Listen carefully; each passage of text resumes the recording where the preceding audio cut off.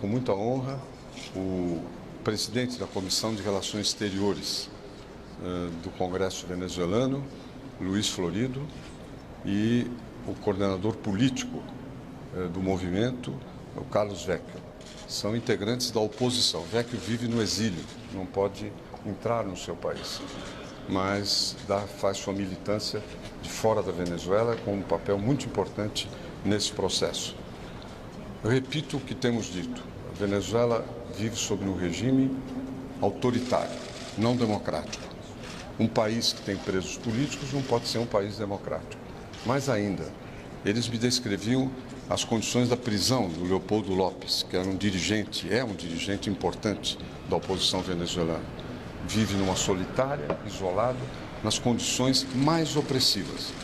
E, mais ainda, sua condenação a 14 anos por crime de opinião foi reiterada, foi confirmada nesta semana que passou.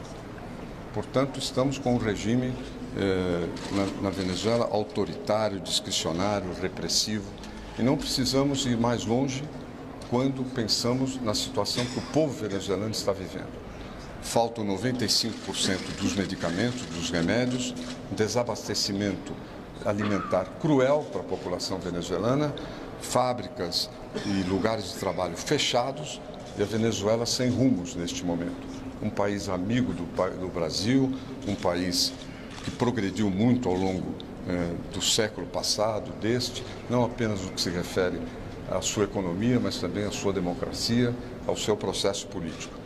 E nós reiteramos nossa preocupação com relação a essa situação e desejamos ardentemente que seja realizado o referendo revocatório na Venezuela, que representa nada mais, nada menos do que a consulta à população a respeito de se o governo atual deve continuar ou não. Ele é instrumento previsto na Constituição venezuelana. E o governo tem feito adiar, ganhar tempo, querendo jogar esse referendo revocatório para o ano que vem. E no ano que vem, pela Constituição, pelas leis agora vigentes, o atual presidente Maduro poderá indicar o seu vice, de maneira que, se ele perder o referendo, ocupa alguém ligado a ele, o que transformaria o referendo, o revocatório, numa farsa completa. E, a nosso ver, todos os países democráticos do mundo devem pressionar o governo venezuelano para que realize, no prazo mais breve possível, esse referendo que representaria uma consulta à vontade que hoje é majoritária da população da Venezuela. Quero dizer também que o Brasil se colocou à disposição, o governo brasileiro, para ajudar a Venezuela, no atual governo, inclusive, para fornecer medicamentos produzidos aqui por laboratórios públicos. E essa oferta não foi aceita até agora. E quero dizer também aos nossos líderes da oposição venezuelana que, desfeito este governo autoritário, ressurgindo a democracia, a Venezuela poderá contar com o Brasil para a sua reconstrução. Faço essa afirmação em nome do governo brasileiro e tenho certeza que, em nome da maioria da população brasileira, a Venezuela vai contar conosco para ser reconstruída. Isso quero deixar bastante claro, que todos têm conhecimento, inclusive na Venezuela. O Brasil é um país amigo historicamente, é um país vizinho da Venezuela, tem uma fronteira longa, tem apreço pelos venezuelanos e fará o maior empenho possível, não só para que a situação mude, mas para que a reconstrução seja feita. Passo agora a palavra aos nossos líderes aqui. Propósito de pergunta, eu já sei quais são, você já sabe qual é a resposta. Que é, de novo, a questão do Mercosul. O Brasil pretende adotar uma medida para tentar barrar a Venezuela? Só quero dizer que recebi um telefonema do ministro uruguaio de Relações Exteriores e a questão foi esclarecida e não há mais nenhum problema no nosso trabalho conjunto com o Uruguai. Qual foi o esclarecimento? Quem disse ao senhor? Ele considera que houve um mal-entendido, um equívoco da parte deles. Mas não vou aqui entrar em detalhes nesse aspecto. Apenas que ele fez o gesto, seja de nos procurar, seja de reconhecer que foi um mal-entendido gerado a partir da sua presença lá no Congresso. Ministro, e as medidas jurídicas que Como? As medidas jurídicas que poderiam ser Não entendi, desculpe. As medidas jurídicas que poderiam ser aplicadas à Venezuela por causa dos incumprimentos no Mercosul. Isso supõe medida uma jurídica. suspensão? A Venezuela não cumpriu os pré-requisitos do Mercosul. A Venezuela entrou no Mercosul, o governo venezuelano entrou no Mercosul a partir de um golpe. Porque para entrar é preciso que os outros membros concordem, unanimemente. O Paraguai não concordava. Então, naquele momento, os governos do Brasil e da Argentina lideraram um processo para suspender o Paraguai, porque o Paraguai mudou a presidente da República, mas segundo a Constituição, eles consideraram que foi antidemocrático. Então, o Paraguai suspenso, a Venezuela foi admitida. E depois o Paraguai voltou, mas já com a Venezuela admitida. Não cumprindo nenhum, ou muito pouco, dos pré-requisitos existentes. E foi dado um período de 4 anos para que cumprisse.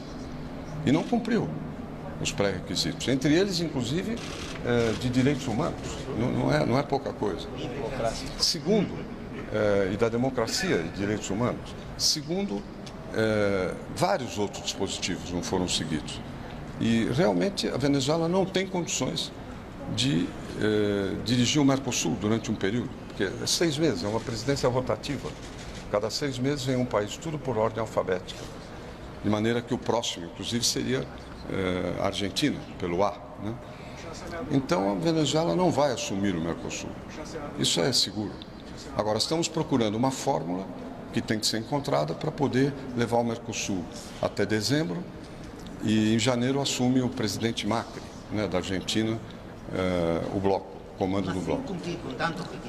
Agora, o fato é o seguinte, nós temos muita coisa para fazer no Mercosul e temos que fazer uma reforma do Mercosul, que os países originais estão todos de acordo. Temos uma pauta, o Brasil tem uma pauta para isso. E precisamos logo ter esse problema resolvido e ter liberdade para poder trabalhar nessa direção. Assim como o referendo na Venezuela, Que? no Brasil. Tem água, né? Ministro, eu gostaria Não, de estou responder pedindo sobre socorro para ver se tem água aqui. no Brasil, assim como o referendo na Venezuela, Fica aqui na frente. assim como o referendo na Venezuela para a população avaliar o governo, só acha que tem que ter plebiscito no Brasil Não. também para avaliar o governo? Não. Não. Uma vez até me fizeram uma proposta para eu, como senador, apresentar um projeto de recall. Que é o recall. Se diz revocatória, referendo revocatório é o recall. Mas é muito complexo num país que tem 5.500 municípios, 27 estados. É muito complexo, é uma coisa que teria que ser melhor pensada. Só acho que a situação é diferente, então. Cada um. O interessante é que essa Constituição foi feita pelo chavismo. Nós estamos, ou eles estão, batalhando dentro das regras que o próprio chavismo estabeleceu. Não estão seguindo o que eles próprios escreveram na Constituição.